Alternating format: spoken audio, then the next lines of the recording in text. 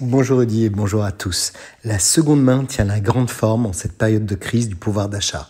Déjà portée par la recherche d'une consommation plus vertueuse et éthique et promise à un avenir exceptionnel, elle suscite même des vocations dans la distribution traditionnelle.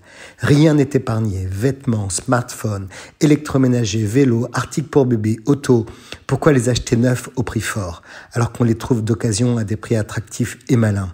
C'est la question que se pose un nombre croissant de consommateurs face à une inflation croissante qui atteindra en 2023 10%. Quel que soit le niveau de fortune, les CSP+, s'y mettent aussi et la génération Z est prise d'écologie dans un monde de plus en plus connecté.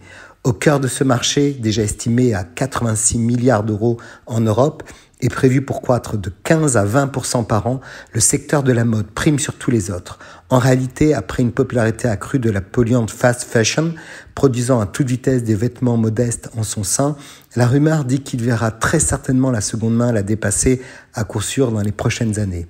Ayant progressé de 140% en 2019 et 2021, les plateformes e-commerce de seconde main en sont fermement responsables puisqu'elles détiennent 60% du marché de la mode en ligne.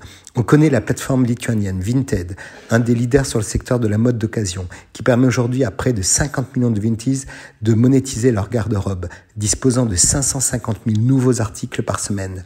Le luxe d'occasion devrait connaître un taux de croissance annuel, quant à lui, de 10 à 15% sur les 10 prochaines années.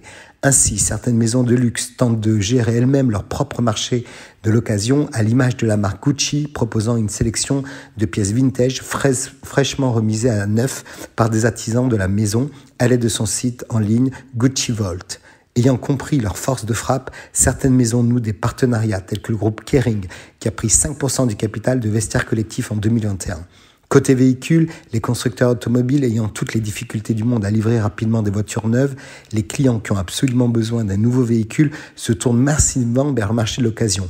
Cela provoque une hausse des prix des voitures de seconde main.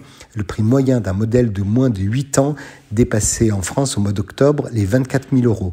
Un prix qui ne cesse d'augmenter. Idem en Allemagne, plus 12%, en Belgique, plus 10%, ou encore en Italie où le prix moyen demeure beaucoup plus abordable qu'en France, à 22 771 euros. La situation sur le front des semi-conducteurs n'est toujours pas optimale pour les conducteurs qui misent de plus en plus sur des modèles électriques. Haut de gamme, le marché de l'occasion va encore connaître de beaux jours. Et cela n'est pas tout. On trouve à présent des robes de mariée sur le marché de l'occasion, des bijoux déjà portés, on s'en vanterait presque.